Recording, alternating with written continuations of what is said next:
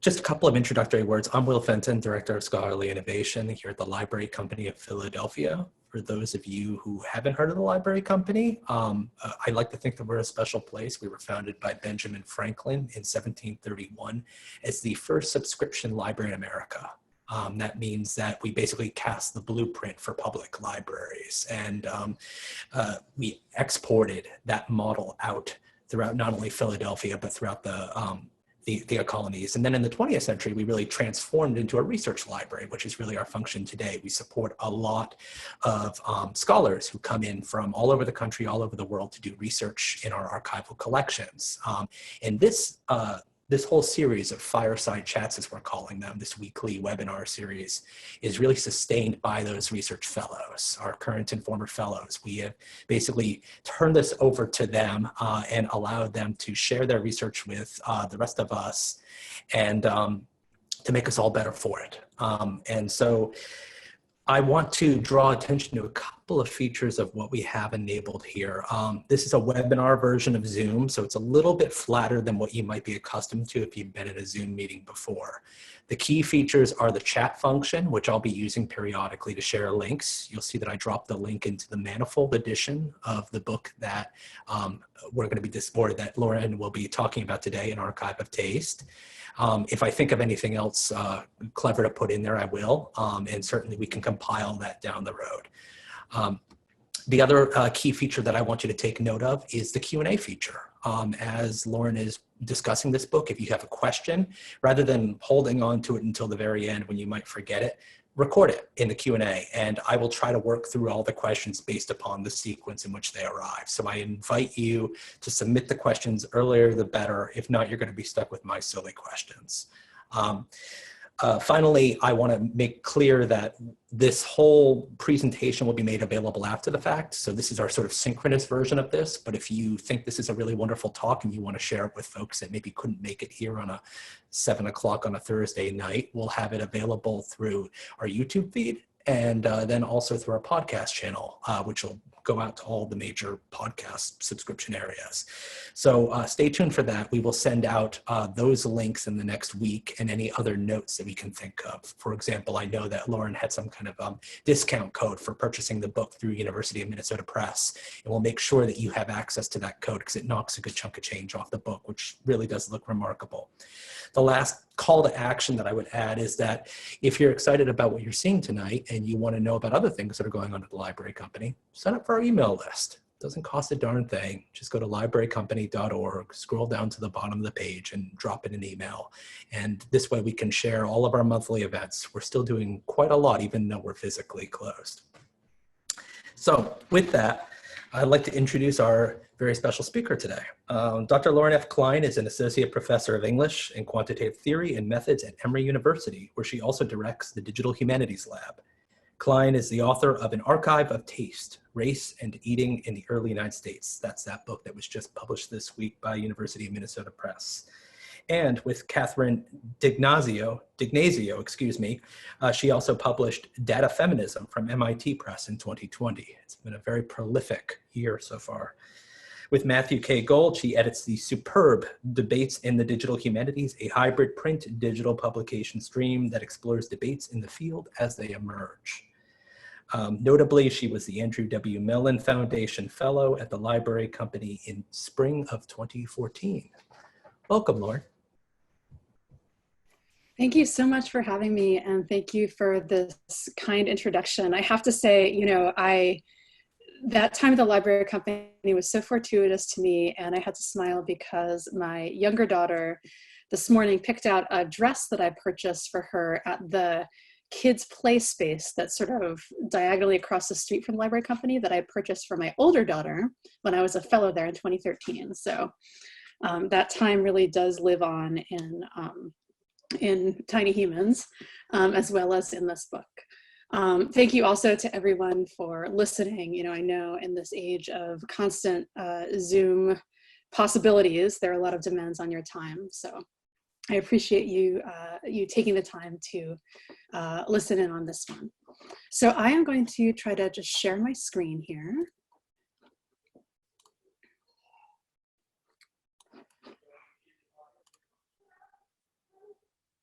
Okay. Will, can you see that? Is that working for people? Looks great on my end. Super. Okay, so let me know. I'm using a new slide format here, so let me know if there are problems. So this is the book. You can see here it exists here in real life as of a couple days ago. It's called An Archive of Taste: Race and Eating in the Early United States.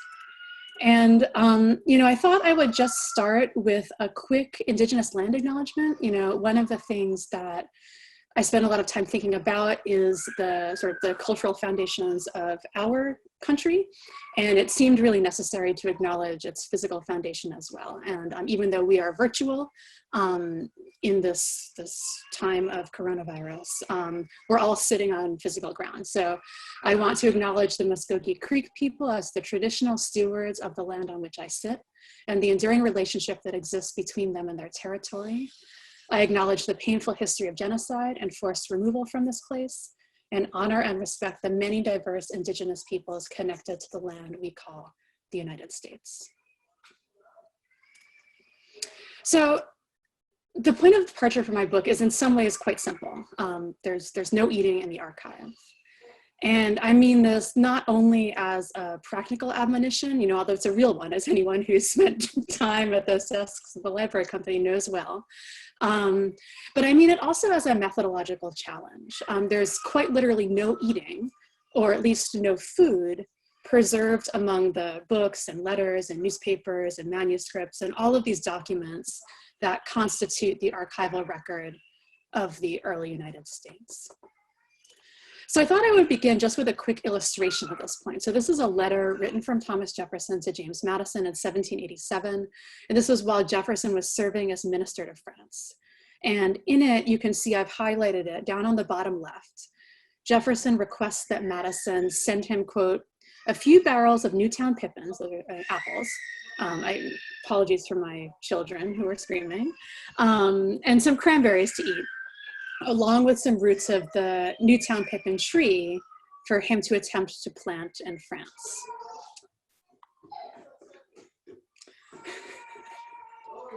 There's about to be an incursion of my family.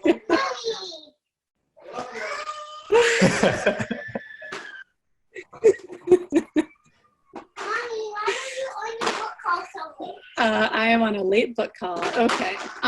So you've met my younger daughter, my older daughter. You can hear my younger one in the back, but I will forge ahead. So in any case, Jefferson, Lo, you're gonna have to be quiet with those Legos, okay? I'm not even touching Legos. Okay.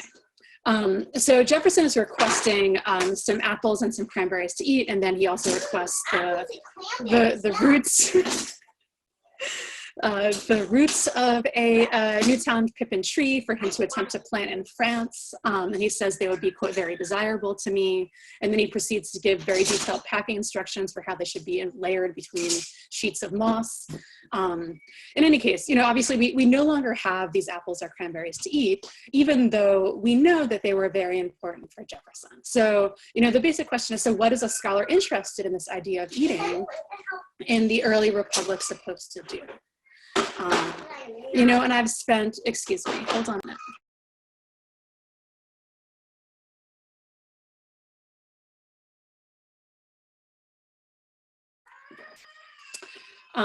So I've spent, you know, a lot of years, at least a decade, if I'm being honest, thinking about constraints like this. So about food that I can't taste, about an understanding of eating that is really far removed from what we might talk about as our sort of present food culture, and then about the methods that might allow me to recover some of this, or if not recover, then sort of reimagine the experiences of eating that are embedded in this archive.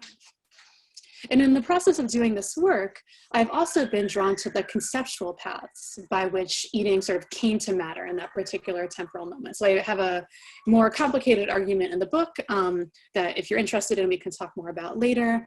But essentially this idea that over the course of the 18th century, eating emerged as this new form of aesthetic expression. And it's subsequently transformed into a means of expressing both allegiance to and resistance to the dominant Enlightenment worldview. So that's sort of the philosophical argument. But there's a second part to this claim, and it's that we can't fully appreciate the depth of this aesthetic mode, or even the range of people who contributed to its development, by relying only on instances like this, sort of evidence of the foods that the founding fathers like to eat. We also really necessarily need to account for the experiences of eating that resist preservation, as well as the experiences of people, the people who were involved in, for instance, like creating up these apples that Jefferson wanted, or for a related example, the particular person who prepared each of the meals that Thomas Jefferson ate. In this person's name, we know it. His name was James Hemings. He was Sally Hemings' older brother. And what we know about his life comes to us through documents like these, which you can see in this slide. So what you see here is the Emancipation Agreement between Jefferson and Hemings. It was written by Jefferson. It was witnessed by his white maitre d'hotel, sort of the person in charge of his house. And Jefferson, he really loved food so much and believed that it was so important to advancing his Republican ideals that when he traveled to France to take up his appointment as minister there, he also took James Hemings with him and had him apprenticed to the chef of a former prince. And Hemings learned to cook in the high French style, and in the process, he learned to speak and write in fluent French. He could also write in English as well. And also because in France, slavery had already been abolished, Hemings learned what it was like to be free. And yet in this document, which was written in 1796, so only a few years after his return from France, the document outlines the conditions for Hemings' eventual emancipation. We see how Jefferson at once acknowledges Hemings' invaluable contributions to his dinner table, and yet begrudges Hemings, this is the man, whom Jefferson himself enslaved, the quote, great expense of training him up as a chef. And actually in this agreement, Jefferson stipulates that Hemings train another man in what he describes as the quote, art of cookery before Hemings can be freed, in effect, forcing him to exchange his culinary knowledge for his corporeal freedom. So, I thought I would start with this example because you can really see direct evidence of the contradictions of Jefferson's republicanism. So his insistence on the ideals of liberty and equality, at the same time that he relied upon enslaved people like James Hemings in order to put those ideals on public display. And I'm hoping also that you can start to see how a focus on figures like James Hemings, so these are the people who, I'm going to quote Lin-Manuel Miranda and come back to Hamilton a little bit later, these are the people who were in the room where it happened, how a focus on these figures opens up the story we can tell about the nation's cultural foundation to include a whole additional set of people and actions and even theories about taste. And all of these together really enrich our understanding in the present. So sort of from where we sit here, they enrich our understanding about by whom and by what means our cultural foundation was composed.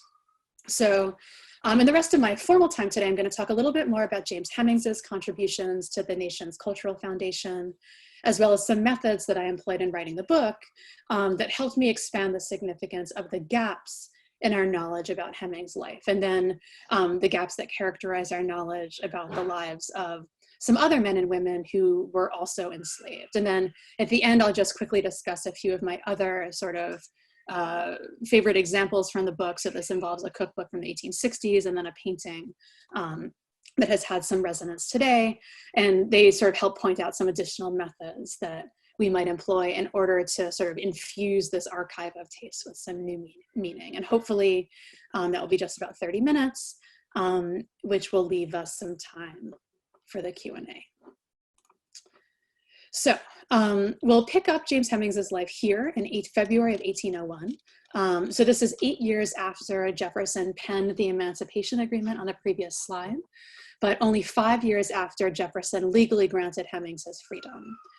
And what you can see here is a letter written from Jefferson to a man named William Evans, who ran an inn up in Baltimore. I'm showing you a screenshot of the letter as it appears in the Papers of Thomas Jefferson digital edition for reasons that I'll explain later.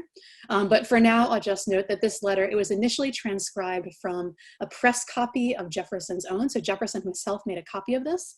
And then it was transcribed at some point in the late 20th century by the editorial team working on the print edition of the Thomas Jefferson Papers.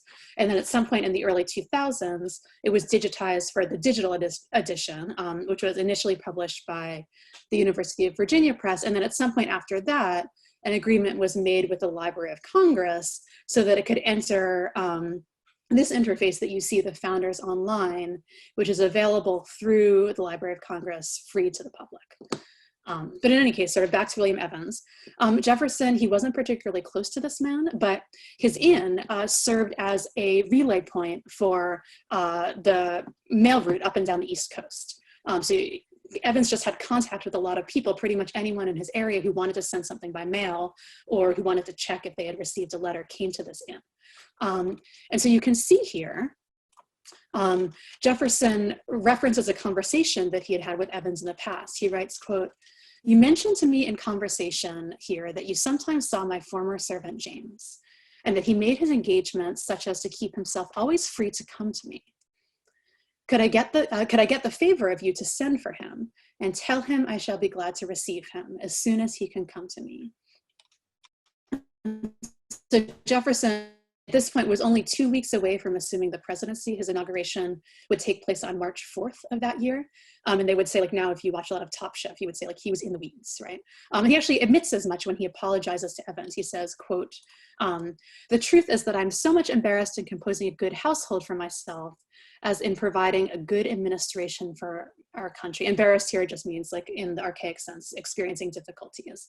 And you see here in Jefferson's language, you get this indicator of the equivalence, this direct equivalence that Jefferson identified between his household and his governing. So the quality of the food that he served at his table and the quality of the government that he intended to oversee.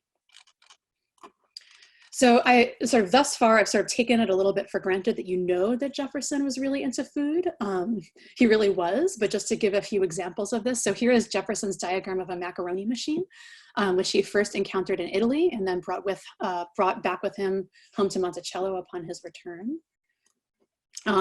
Here's a recipe for ice cream written in Jefferson's own hand. And he actually played a large part in popularizing ice cream in the United States, although technically George Washington was actually the first to import what was then called a, quote, cream machine for ice to the US. But it wasn't just the particular foods that Jefferson ate or forced Hemings to prepare. It was what he thought they meant. So for Jefferson, food truly was emblematic of his Republican ideal. So when he was in Paris, he deliberately cultivated a variety of indigenous American ingredients in his garden there, and then he would sort of ostentatiously serve them to his guests. He developed a new serving style in which plates were placed directly on the table and then guests could serve themselves. This was in contrast to having meals be served by other people. And he intended this to represent sort of this virtuous simplicity of the nation's citizenry. He also introduced the use of a round or sometimes an oval table rather than a rectangular one, and also didn't have assigned seats. And these were gestures that were intended also to express the egalitarianism inherent in the nation's founding, and then also to foster this sort of a respectful exchange of ideas across the table that would sustain its future growth.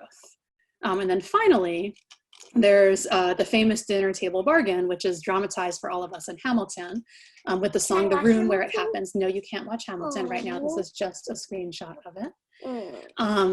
So the dinner table bargain was one of the most famous acts of political compromise in the early republic. As Jefferson tells it, although this is disputed, he invited Hamilton and John Adams to what he described as a, quote, little dinner at his house. And he was hoping to resolve the issue of states' debts without a political fight. And the result actually was that the South, the debt stuff is less interesting, but the South agreed to support the federal assumption of those debts in exchange for the promise of relocating the nation's capital from its temporary home in New York City to what now would become Washington, D.C. So that was sort of the the consequence that we probably most readily experience today. So in this slide, you see W. Diggs as Jefferson saying, quote, "I arranged the meeting, I arranged the menu, the venue, the seating." And then in the book, I talk about how the dinner table bargain really encapsulates Jefferson's ideas about what I call Republican taste. So this is this idea of the sense of taste that is sort of equal parts gustatory, having to do with food, and then also aesthetic, having to do with sort of judgments about aesthetic worth. And it carried with it all sorts of Republican ideals of temperance, of simplicity, of moderation, both in choice of food and also in politics. And, you know, in truth, you know, a lot of people have written about how the functioning of the Republic required citizens to cultivate good taste in a general sense, so that they could be expected to sort of make appropriate decisions as citizens, and sort of cultivate themselves in a Republican manner. And most importantly, be able to make appropriate decisions with respect to voting, right? Like, how could you expect that people would make the correct political decisions when casting a ballot? Well, if there were some evidence that they could essentially cultivate themselves to appreciate fine art and certain writing and things like this, then it maybe would show that they would be able to sort of inhabit these Republican ideals. But what my book does is makes the case that this sense of taste has this sort of crucial and unacknowledged source, which is the dining table. And actually, if you go back to it in certain respects, so these virtues, especially those of temperance and moderation, you see them first cultivated at the table and then only then transposed to the civic sphere. So this sort of brings me back to the role of James Hemings. So this is the person who actually cooked the meal that Jefferson and John Adams and Hamilton eat that night. Amana's talking right now, so you're gonna have to play with your Legos. And so this is the meal that Jefferson would go on to mythologize in later accounts, including his autobiography, because he recognized that it represented so much about his Republican ideals. But what we actually know about Hemings' life is quite scant. And that scantness sort of has to do with his status as an enslaved person at the time. So you'll notice in the letter here, for example, that Jefferson only refers to Hemings in the letter as "my former servant James." That's the part that's highlighted in green. And it's only because the person, again, this 20th century scholar who has annotated the letter has indicated that the James refers to James Hemings. And you can see that at the editorial note on the very bottom, James Hemings, who had served as TJ's chef from 1787 till 1796. So this is the only reason that we can associate that James, a very common name then as now, with James Hemings at all. But if you go and do an author search for James Hemings in this same archive, which contains, at this point, 41,000 documents either written by or written to Jefferson, and that's not even including all of the other founders who are included in this meta collection, you would get no results. And this is because Jefferson, as an enslaved man, was not a person to whom Jefferson ever wrote directly. So you can actually even see this in the request that he made to Evans to, quote, "send for him and tell him I shall be glad to receive him." And this remains true even as we've already learned, as I've told you, Hemings could read and write not only in English, but also in French, right? Like, there's no reason why Jefferson couldn't have also sent him a letter. But this is not just a failure of sort of our limits of search, right? You know, like our ability to type the right keywords into the browser. It's what I see as a really striking instance of what scholars call archival silence. And there are many articulations of this phenomenon, but the most powerful to me really remains that of the Haitian historian Michel Rolfe Trujillo. And he writes, and read it here: "Silences enter the process of historical production at 4 crucial moments: the moment of fact creation in the making of sources, the moment of fact assembly in the making of archives, the moment of fact retrieval in the making of narratives, and the moment of retrospective significance." So this is the making of history in the final instance. And while Trujillo's formulation allows us to see how silences enter the archive, it also allows us to see how we might move beyond them. So how we might recognize the power imbalances involved in these decisions around the making of sources and archives and narratives and history, and then begin the work of writing them. And I should pause here to say that sort of like any work that we do in the archive of slavery going forward cannot hope to sort of counter what Saidiya Hartman has described as the irreparable violence of slavery that it sort of has wrought on this archive. This is what Jessica Marie Johnson also talks about as the primary evidence of terror. And so what I'm trying to do now is just refocus our critical eye with respect to the contents of the archive, the contents that it does contain. So the fragments in the archive that attest to things like life and community and kin. So this was the goal that sort of prompted my turn to some new techniques that fall under the rubric of the digital humanities. So this is a field that seeks to blend computational methods with more traditional humanistic concerns. And so what you're looking at here is something called a correspondence network. It's a diagram of people like William Evans, to whom Jefferson wrote, or from whom Jefferson received letters. And I've limited this just to the letters that were about James Hemings. And I compiled this network data by searching the archive and its notes for instances of James Hemings, then converting it into their sort of a standard data format required for network analysis. So you can see the correspondence are arranged into groups. From left to right, Jefferson and his family, his political correspondence, and so on. And then an arc connecting two names indicates that there was correspondence between them, and the width of the arc, the thickness, indicates the frequency with which they corresponded. So obviously, because this is the Jefferson archive, so all of the arcs connect to him. But then you see some arcs that make sense. You know, Nicholas Lewis, for instance, was Jefferson's neighbor in Virginia. George Jefferson, not a relation, was actually Jefferson's agent. And, you know, a couple of other people where you can sort of explain them away. And presumably you have Jefferson corresponding with each of these men about the materials and services that were required for Hemings to create his food, right? This is his artful cookery for the plantation residents and guests. And so in this way, the network view of Jefferson's correspondence, it makes visible what I sort of think of as the reach of Hemings' cooking, right? Sort of centered in the kitchen, but really extending across Monticello and the region in the ingredients he purchased, the dinners he prepared, and the politics he influenced through the flavors of his food. But the fourth wide arc in this diagram, the one that connects Jefferson to Evans, sort of isn't connected to those transactions, right? As I noted a couple minutes ago, Evans, you know, just because of his location at the inn that he ran, he was like this node in this material print network, right?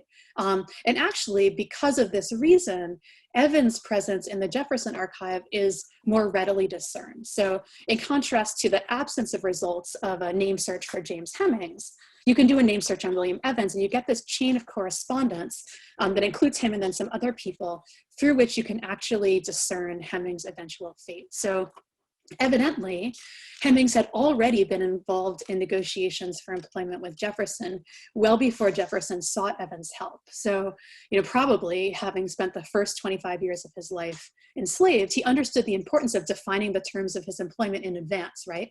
And you can see here that he's requesting through another acquaintance that Jefferson, quote, send him a few lines of engagement. And on what conditions? Is your mouth getting tired from going up and down? My mouth is not getting tired, believe it or not. On what conditions and what wages Jefferson would please to give him. And then he further specifies that the offer should be in Jefferson's, quote, own handwriting. And so this is Hemings demonstrating his own awareness of the power of print, and in particular, the power of Jefferson's personal hand as president-elect to stand in for the de jure agreement that his status as a Black man, even a free Black man, precluded him from ever wielding to its full effect. But for reasons unknown, Jefferson failed to comply with this request. So the next letter in the archive is from Evans back to Jefferson, and it documents what I think is Hemings' sort of confident tone. So we don't know exactly what Hemings said, but Evans reports to Jefferson, quote, the answer he returned to me was that he would not go to Washington until you should write to him yourself. So here we get the sort of powerful confirmation of Hemings' literacy, his business acumen, his determined stance. But despite its importance, this letter doesn't appear in the results of a search for James Hemings because the editors have not marked it as referring to Hemings as they did in the previous letter. But in either case, you know, whether or not Evans influenced the outcome of the situation, the digital archive, it just doesn't say. Hemings never became the chef at the White House. And there's actually an 8-month gap in the correspondence between Jefferson and Evans. And then the next, and actually the final exchange in the archive, which is from November of that year, confirms what Evans describes as the melancholy circumstance I'm trying to of make Hemings' the highest suicide. Lego cube ever. Thank you. Can you, here.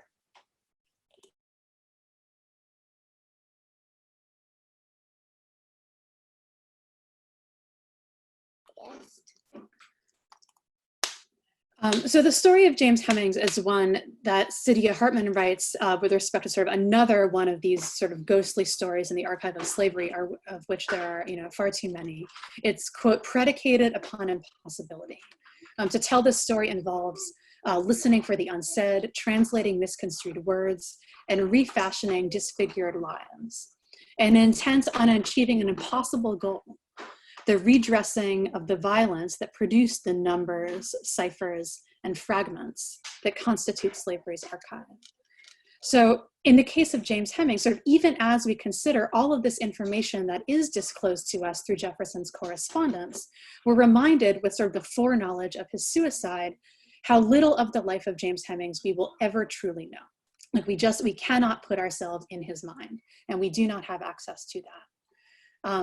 So is it possible to visualize this impossibility was sort of the question that I then found myself facing. And as a secondary question, sort of, is this a task that should be undertaken at all? And Hartman in this particular essay laments that she has not yet discovered a, quote, way of what she describes as, quote, deranging the archive so that it can recall the contents of a person's life or some sort of truer or clearer picture. But interestingly, in her more recent work, she's turned to a form of sort of fictionalizing of fact that allows her to sort of conjure something new from the absence. This is what she talks about. And in my book, I've actually returned to this idea of data visualization as a complementary technique. So I'm almost done with my remarks here. This is a second network diagram. And rather than representing the people writing and receiving letters, it shows the people mentioned in the same set of letters, like the sort of former servant James that I began my story with. And if you're interested, I can talk a little bit more about how I created the diagram later. But the point of the image is to emphasize the complexity of relationships, both among people and across social groups. And I think much more significantly, the arcs that link Jefferson to the men and women he enslaved, they're much more prominent than those that link him to his family members and friends, suggesting the degree to which Jefferson relied on his enslaved plantation staff to implement his various directives, right? So you can think back to the send me the apples while I'm in France, pack them layer by layer in moss. Also the purchase of provisions for his table, seeds for his farm and garden, all these other supplies that supported his project of producing Republican taste. And so in this way, the visualization conjures a sense of the scope of Jefferson's dependence on these men and women in order to advance his project, even as it can't recreate what these people said in their conversations, either with Jefferson or with each other, where they went to conduct their required transactions, or anything about how they truly lived their everyday lives. I think what this image does is, rather than represent the archive as something that's static or fixed and sort of resists, this is something that Stephen Best, who's a literary scholar, talks about as the, quote, logic and ethic of recovery, that sort of nevertheless inadvertently reinscribes these bodies and voices as lost. This image instead, I think, challenges us as scholars to make these unrecorded stories that we encounter, whether it be about eating or about life, really expand with motion and feeling. And so in my remaining time, I just want to briefly just discuss a few other unrecorded stories that I consider in the book, and then the methods that I use to try to reanimate them. The first is that of Melinda Russell. She was the first Black woman to author a cookbook in the United States. And interestingly, sort of unlike the story of James Hemings, which is stitched together through these archival fragments, the only thing we know about Russell is the story that she tells herself. So the cookbook begins with a short history of the author. We learn how in the 1850s, she set off from eastern Tennessee, where she was born, to seek a new life in Liberia. But then we learn she actually ended up getting robbed on the way by a member of her traveling party. And then she had to find a job. And the job that she found was to work as a cook. And she moved around the Southeast. She eventually settled in Greenville in Tennessee, and she opened a highly regarded pastry shop. And actually, it's her pastry recipes, which you can see here. They would become the core of this cookbook, which she self-published in 1866, making it the earliest African-American authored cookbook presently known.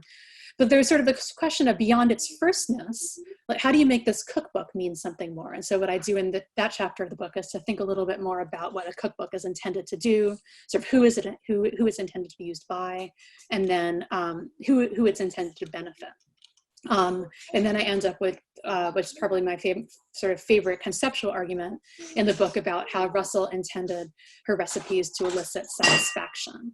And in the book, I build out an argument about Russell's theory of satisfaction as sort of a counterpoint to this discourse of taste. So this is the one that sort of structured Jefferson and Hemings' relationship and then encapsulated so much about the dominant Republican ideology of the time. I also consider this portrait. You can see the original on the left and the UV analysis on the right. It's also the cover of my book. This was a portrait that for many years was attributed to Gilbert Stuart. This is obviously the artist who painted the portrait of George Washington that appears on the $1 bill. And people thought that this was a portrait painted at that same time of a man named Hercules, who was George Washington's enslaved cook. And until at least 2017, it was installed in this very gilded frame in the Museo Nacional Thyssen-Bornemisza, which is in Madrid in Spain. But just as I was preparing to submit the final manuscript of this book, I discovered that the painting had actually been de-authenticated. It turned out the portrait was not of Hercules. It was not even of a chef. It actually wasn't even painted by Gilbert Stuart. What viewers assumed to be a chef's toque was in fact a hat worn by Black men in the Caribbean. And then the UV image that you see over here on the right was part of that analysis, and it was designed to expose the lead contents of the white paint in order to try to date the painting and match it with Gilbert Stuart's application of white paints, and that sort of serves to confirm its de-authentication. And so in the book, I talk about how this desire on the one hand, and then the disappointment that follows when this turned out not to be this portrait of George Washington's cook, served to confirm just how much we hunger really for this idea of eating in time. So to conclude, I'll just sort of say, we may never be able to sort of perceive Hercules's face, and we certainly will not be able to meet the gaze of people like James Hemings or Melinda Russell. But it's my hope that by placing sort of the range of forms of aesthetic expression alongside each other, whether they're the archival fragments that attest to Hemings' cookery, or the self-published cookbook that attests to Russell's culinary philosophy, we can expand our sense in the present of the richness of these aesthetic experiences of the past. So these and the other artifacts that I discuss in the book, they sort of each carry with them their own theory of taste, of how lived experience enters into cultural production, and then how both that experience both shapes and is shaped by political constraint. So for the enslaved figures in this study in particular, the sort of this expanded conception of taste as including eating opens up additional space for their contributions to aesthetic philosophy to be recognized as such. And then at the same time, I think this opening should not be viewed as any form of redress. What I understand it really as sort of a call to action for us, both as readers and as scholars, to continue to push up against the bounds of our knowledge and to push ourselves to develop new techniques to find new meaning from these fragments of the past. So I just want to thank you for listening. I apologize for the chaos of my family home, and I'm now eager to hear your questions and your ideas. There is no apology necessary, Lauren. You have unflappable focus. I'm really impressed. After months and months of this, in all circumstances, just be glad she's wearing clothes. That's all. All right. Well, while I give folks a few moments to compose some questions, I want to start with sort of a large, sort of overarching question that I have. It seems that there are two big keywords here, aesthetics and taste, which I tend to think about synonymously or at least very closely aligned. And I'm curious, given that you've spent so much time with this, like going back to the late 18th century, early 19th century, was there a preferred nomenclature? Was there a relationship between the two of those concepts? That's such a good question. I appreciate your asking that. And I think, this was really there was a couple of starting points for the project that all sort of came together. But one of them was my own interesting discovery, which really came to me via Denise Giganti's work on the 18th century British literature, that the idea of taste actually precedes the idea of aesthetics by nearly a century. We tend to think of the colloquial term sort of coming out of some rarefied discourse. That's usually how it happens, right? Like people theorizing, and then it seems like a good idea that can be generalized, and it sort of gets simplified as it enters common parlance. But really what you see in the 18th century is philosophers, including, some of the most luminary philosophers. You might think of David Hume, you might go back further, or the Earl of Shaftesbury. You see this in like popular journals like Addison and Steele, identifying a sort of composite process, right, that is simultaneously something intensely personal and almost instinctual, the sort of like how you feel when you perceive something, and then sort of coupled with your ability to decide whether or not you like it. And it's sort of this two-part process. First, the perception, and then the evaluation of this perception. And obviously, there's a larger body of work that traces this to the rise of material culture, and the middle class, and the coffee house public sphere, not Legos, which you see on the side.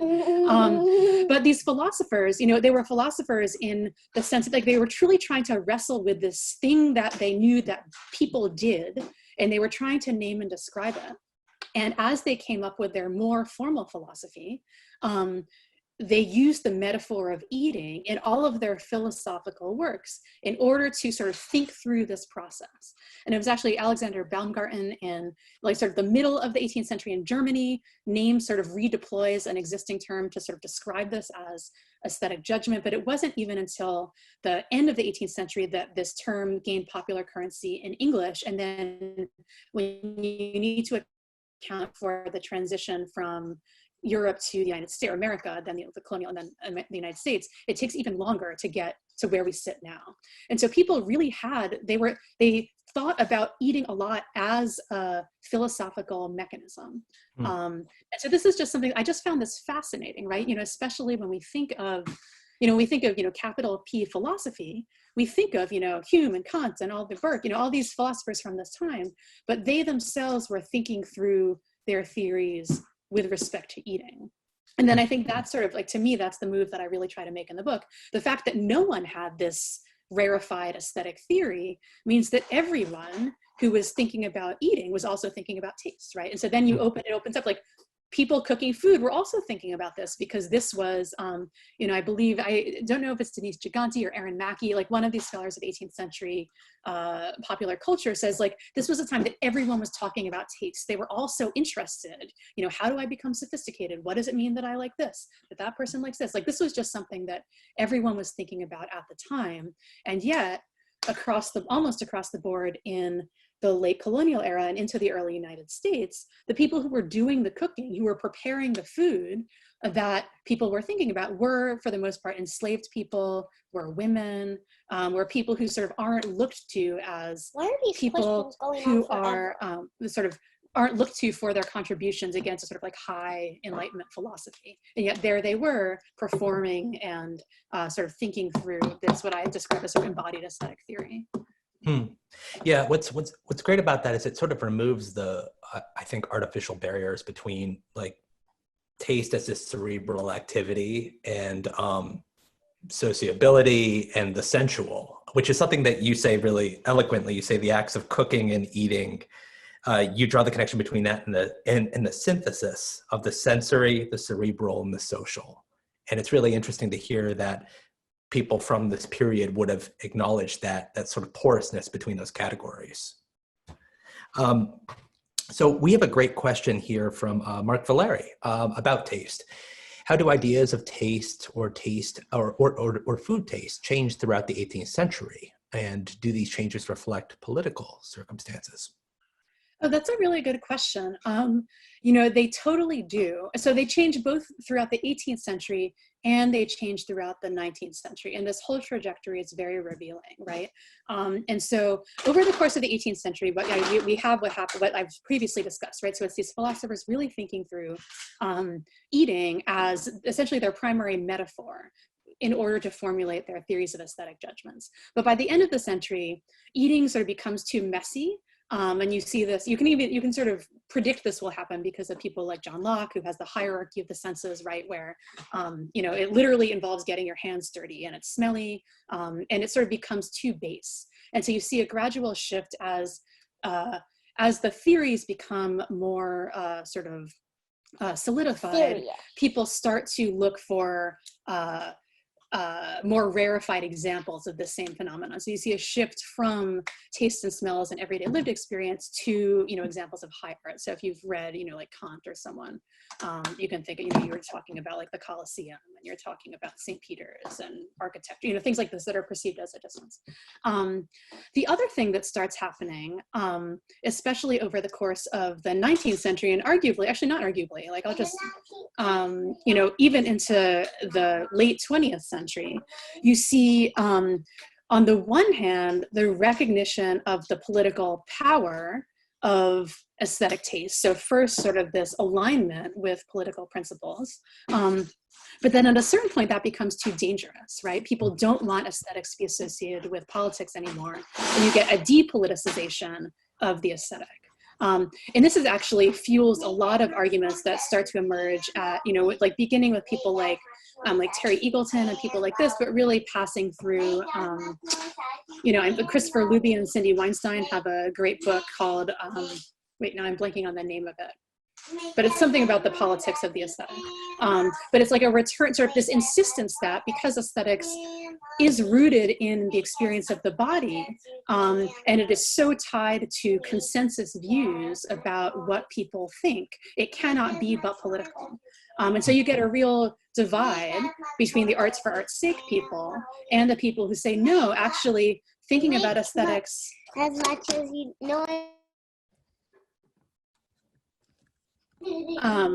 Who people say this is actually a really valuable, like the idea that art is, that an aesthetic judgment is political, this makes it really valuable and interesting, and we should pay more attention to this rather than try to dismiss it as something that somehow delegitimizes what we think, you know, is good or bad about art. Great. Incidentally, it's American Literature's Aesthetic Dimensions. Okay. I just dropped it in the chat so folks can look it up through Columbia University Press. Somewhat relatedly, Sam Summers asked, can you say a little bit more about whether there are any examples of 18th century thinkers referencing famine or hunger, or simply not having enough to eat in relation to 17th century colonial Americans or perhaps their contemporaries? Yeah, there's a lot of this, and I deliberately chose not to focus on this in my book. I know that Rachel Herman has a great book about colonial American hunger and food security that is out either now or will be out soon. And she might also have been a library company fellow, I'm not sure. But the interesting thing is that you do see this narrative, especially in the early 19th century, as American writers, and especially try to sort of recuperate the colonial era as sort of like the stuff of their national cultural history, like Lydia Maria Child. I don't write about this particular aspect of her work in the book, but I do have a chapter that talks a little bit about Child. But she's, the narrative is like, then we were hungry, now we are full, or you have people saying, oh, it wasn't hunger, it was simplicity, right? Those Puritans or those those early settlers, look how good they were at being happy and content with what little they have. We should really embody that and sort of try to shift it from like the realities of hunger and starvation to having it become more symbolic. And this is something that I think, again, sort of is interesting to look back on, which tracks the sort of gradual rise of popular interest in aesthetics and taste and actually eating, is that people in the early 19th century then recognized food as sort of more meaningful and symbolic than earlier writers, even as they narrated it, sort of didn't necessarily like sort of sort of infuse it or laden it with additional symbolic meaning. So you see like food in novels and short stories. James Fenimore Cooper is another person who does this. Charles Brockden Brown, Washington Irving, you know, like all of these people are like, oh, this is great. You know, we can really make this food work for us, right? But then what they're going back to is a lot of this archival stuff that I deal with in the first 2/3, 3/4 of the book. So I've got a really good question for you. In particular, this is from Sam Schneider, asking about DH. The DH network analysis you did is very fascinating. How did you put that together after doing your initial research? It's such a good question. I love talking about this project because, you know, it actually started when I was in grad school, this particular DH project. I, you know, have done work since. And it really did come out of this challenge that I just sort of explained to you, that I was fascinated by James Hemings and I just couldn't, like, I couldn't get search to work for me. And I thought there had to be some other methods that I could employ. You know, and so this sort of really, I think, set me on a whole different path for, you know, my work and my scholarship, and I have a whole other side of my work that deals with that. But it really wasn't until I was putting together the chapters for the book that I realized that that project belonged in this book, that this book was as much a book about methods as it was about food. You know, I really, in my mind, had conceived of them, like this was the food book, and then the other stuff was the DH work. But then I realized that, you know, this book is as much about, you know, I think it's as much about the process of how I came to tell the stories that I tell in the book. And, you know, a lot of the things that one of the things I really tried to do in the book was to tell a really good story and really sort of infuse life into these figures about which the reality is we really don't know very much. And so I try to sort of set the stage and sort of give narrative detail, which is confirmed by records from the archive, but it might be like, you know, a record of purchasing a particular plate that I then talk about as the plate that was served, you know, used for Hemings or Hercules or someone to serve. And it was the DH stuff that got me thinking about method and thinking about sort of why we need this whole complementary suite of methods at our disposal in order to do justice to some of these stories, which otherwise, you know, could be told. The reverse would be like, well, here's what we know, you know, this happened on this day, this kind of thing. And I realized that it related to this project. So it was sort of and then I rewrote, there's like an early article version of that network visualization project, which is like a standalone piece, but it's really aimed at the DH community. And then I rewrote it for the book, trying to say, well, how does this inform archival research in general? And sort of like what the things that we can think to do when we encounter these silences or gaps in the archive, like how do we move beyond them? Yeah, that's kind of an interesting place for us to start winding this down, because I feel like right now so many of us are trapped at home with our little ones and whatnot, and trying to be productive scholars, and it can be really hard. And I'm curious to know, you know, this is a project that's 10 years in the making, and you've matured considerably as a scholar. What's that? I said, we'll call it 10. It was honestly, it probably took longer, but we can call it 10. Let's round down to 10 years. Yeah. So, I mean, like, what sustained your interest in it? Like, how did you keep going at this? That's another really good question. I mean, I would say it wasn't, you know, this was a project that has always been important to me, but has not been my focus at all times. Like, I was constantly, over the past 10 years, I've been pulled away to do a lot of other things, like have 2 children. That was the major one. But also, you know, I edit this digital humanities book series. We put out a bunch of books in this intervening time. I started up a DH Center at Georgia Tech, where I worked for a lot of years. But I think that, you know, so it wasn't that I worked like for 10 years on this straight, but I think that one of the nice things about this project was that every time I came back to it, I sort of identified new aspects of it that were interesting to me, that made me want to write about it in that moment. And there were certain things that I've been thinking about, and scholars who I had cited at the very beginning who sort of, like, I knew there was something there, but it hadn't quite crystallized for me sort of what that was or how influential they might be. And then to see at the very end, and it's been really heartening, you know, not these other scholars have done where I like don't even want to place myself in their realm, but like Saidiya Hartman, see the trajectory of her work, which like, you know, I've read her first book as a grad student. I read the essay that I cited here like late in grad school. Her Wayward Lives book just came out, you know, last year.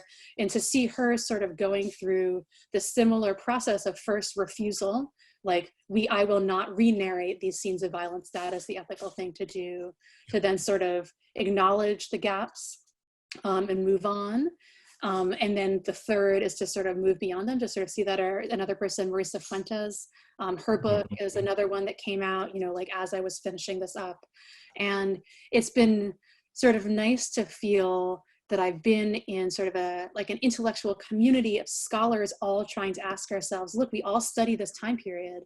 This archive is disfigured. It is, you know, irreparably flawed because of the ways in which the archive was constructed. But what do we do now, right? Like, what do we do in the year 2020 do so that we can move beyond that? So that's, I think to me, that's been like the most affirming part of having this project take so long and having it come out now.